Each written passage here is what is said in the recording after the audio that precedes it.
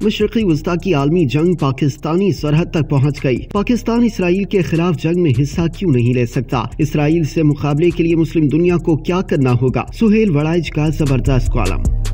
Senior सहाफ़ी सुहेल वड़ाइच अपने column में तज़िया पेश करते हुए लिखते हैं कि मशरक़ी वस्ता की आलमी जंग हमारी सरहद यानी ईरान तक पहुँच गई है और आने वाले दिनों में इस आग की तपिश हमें भी महसूस होगी। ईरान के साथ हमारी लंबी सरहद है, तारीखी और मजहबी रिश्ते हैं। गो ईरान और पाकिस्तान की आलमी पॉलिसियों में कभी यकजाई नहीं रही, लेकिन इसके बावजूद ईरान को कुछ नुकसान हुआ तो उसके आफ्टर शॉक्स पाकिस्तान में भी आएंगे। सुहेल वड़ाइच ने इसकी वजूहात बयान करते हुए लिखा कि पाकिस्तान इस वक्त दोराहे पर है। एक तो हकीकत में हम तारीखी तौर पर फलस्तीन के हामी हैं। अल्लामा इकबाल और मौलाना मोहम्मद अली जौहर से लेकर कायदे आजम तक सब ने फिक्री और मजहबी तौर पर फलस्तीनियों की भरपूर हिमायत की। रियासत पाकिस्तान ने अपने कयाम से लेकर आज तक इसराइल को तस्लीम नहीं किया, कभी सिफारती ताल्लुकात कायम नहीं किए और कभी फलस्तीनियों की हिमायत से पीछे नहीं हटे। भरपूर इखलाकी हिमायत के बावजूद पाकिस्तान मशरिक़ी वस्ता की जंग में कभी बराह रास्त शरीक नहीं हुआ। दुनिया के 57 इस्लामी ममालिक में से 3 ऐसे हैं जिनके फौजों की मुसलमा तौर पर जदीद तरबियत है और इनका अपने मुल्कों में मुकम्मल कंट्रोल है। मिस्र, तुर्की और पाकिस्तान की अफवाज इस्लामी ममालिक में सरे फहरिस्त हैं। कॉलम निगार मजीद लिखते हैं कि मिस्र ने तो जंगे रमजान 1973 में इसराइल को नाको चने भी चबवाए, लेकिन आज की सूरत हाल ये है कि तुर्की और मिस्र दोनों के इसराइल से सिफारती ताल्लुकात कायम हैं, तिजारत जारी है, आमदोरफ्त होती रहती है और इस बात का दूर दूर तक इम्कान नहीं कि तुर्की और मिस्र ईरान की हिमायत में इस जंग में कूदेंगे।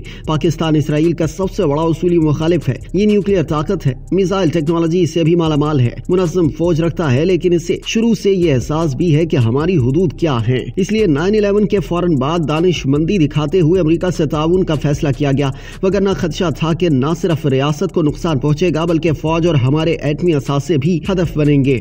सुहेल वड़ाइच के बकौल आज भी वही सूरत हाल है कि हम जज्बाती, अखलाकी और मजहबी तौर पर इसराइल की मुखालफत के बावजूद इसके खिलाफ जंग में अमली तौर पर हिस्सा नहीं ले सकते। न हमें इस तरह की मुहिम जोई के बारे में सोचना चाहिए। इसराइल आबादी के एतबार से लाहौर से भी छोटा है और फिर इसमें भी 18% आबादी मुस्लिम है। जोग्राफी के एतबार से भी इसका मुस्लिम ममालिक से कोई मुकाबला नहीं है।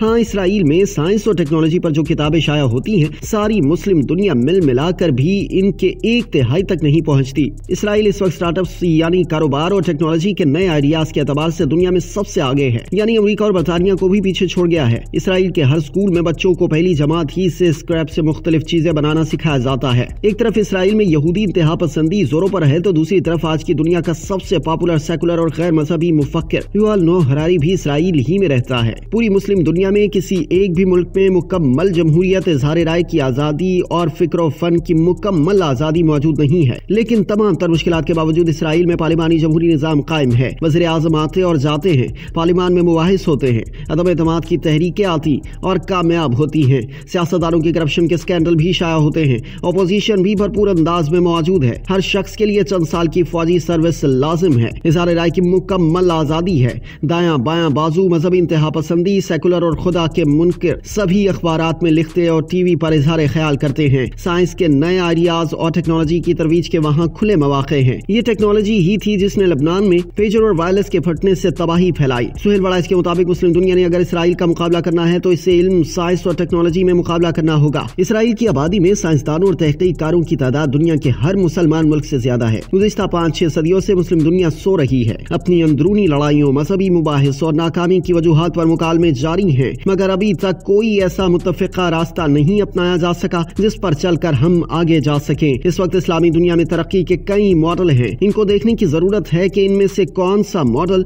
मुस्लिम दुनिया के लिए मुफीद होगा। अब जबकि जंग इस्लामी ममालिक पर मंडला रही है, हर इस्लामी मुल्क किसी न किसी मॉडल से मुकाबले की कोशिश कर रहा है। जदीद तरीन और ताज़ा तरीन इस्लामी मॉडल MBS यानी सऊदी वली अहद शहजादा मोहम्मद बिन सलमान का है, जो मगरबी या सोशलिस्ट दुनिया से लड़े बगैर बादशाही, इस्लाम और जदीदियत के इश्तराक से आगे बढ़ना चाहते हैं। वो इस्लाम की बुनियाद कुरान और सिर्फ 200 अहादीस को करार देते हैं, किसी एक खास फिके की बजाय बादशाह के फतवे को हतमी जानते हैं और जदीद दुनिया के तजर्बात से फायदा उठाते हुए साइंस, टेक्नोलॉजी और आर्ट के साथ साथ इकोनॉमी को तरक्की देना चाहते हैं। दूसरा इस्लामी मॉडल उर्दुआन का है, जो इसराइल से सिफारती ताल्लुकात भी रखते हैं और इसको ललकारते भी हैं। उन्होंने तुर्की का पुराना नाम तुर्की अपना लिया है। इनके मगरबी नकाद इन्हें सल्तनत उस्मानिया के माजी के فرما رواؤں کی طرح سلطان کا تنزیہ لقب دیتے ہیں۔ تاہم اردوان نے معاشی ترقی اور سیکولرزم کی بجائے مذہب کی جدید تشریح سے ترکیہ کی نئی پہچان بنائی ہے۔ عمران خان اور ان کی اہلیہ اس ماڈل سے بہت متاثر تھے، لیکن پاکستان کے اشرافیہ میں اس ماڈل کو کوئی خاص پذیرائی نہ مل سکی۔ ترکیہ کے بعد سہیل وڑائچ نے ایک اور اسلامی ملک کے ماڈل کا تذکرہ کیا۔ وہ لکھتے ہیں کہ اسرائیل کے عزائم کا مقابلہ کرنے اور مغربی دنیا سے مسابقت کے حوالے سے ایک زمانے میں ملائیشیا کے مرد آہن مہاتیر محمد کے ماڈل کا بھی بڑا تذکرہ رہا۔ ہمارے کپتان ان سے بہت متاثر رہے،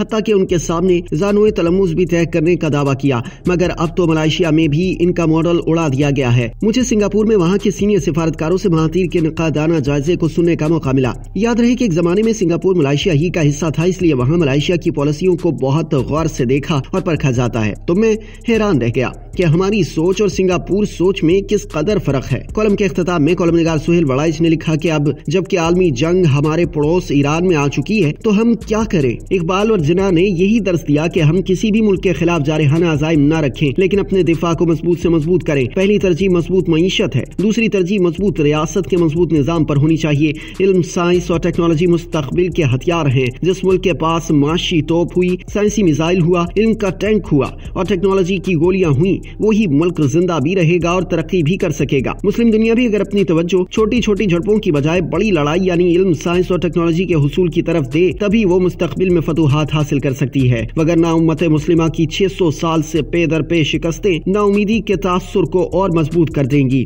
کیا آپ کالم نگار کے تجزیے سے اتفاق کرتے ہیں؟ کمنٹ سیکشن میں اپنی قیمتی رائے سے ضرور آگاہ کیجیے گا۔